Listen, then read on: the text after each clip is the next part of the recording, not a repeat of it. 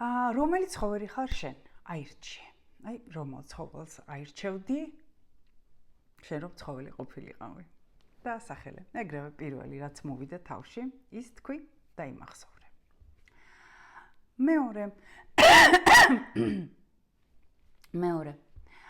ეს პირველი ცხოველი რომ არ არსებობდეს, ამ შემთხვევაში რომელს აირჩევდი?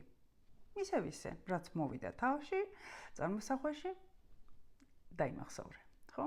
ეს მეორე ცხოველი. და მესამე, თუ კი ეს პირველი ორი არ არსებობდა, არ იარსებებდა, მაშინ რა ცხოველი იქნებოდი? მესამე. და იმახსოვრე ეს მესამე ცხოველიც. ცხოველი ფრინველით შესაძლებელია, ქვეწარმავალიც, მწერიც, ხო? ცხოველთა სამყაროში ეს ყველაფერი შედის. და ახლა ყურადღება, ხომ გახსოვთ? პირველი რა იყავი, მეორე რა იყავი, მესამე რა იყავი, ხომ გახსოვთ? ახლა გაშიფრო. ესე იგი, პირველი ცხოველი, რომელსაც ასახელებ, აღწერე, რა მოგწონს ამ ცხოველში, რატომ აიგივებ მას შენს თავთან, ხო? და ეს არის ის, თუ როგორ გინდა შენ რომ გხედავდეს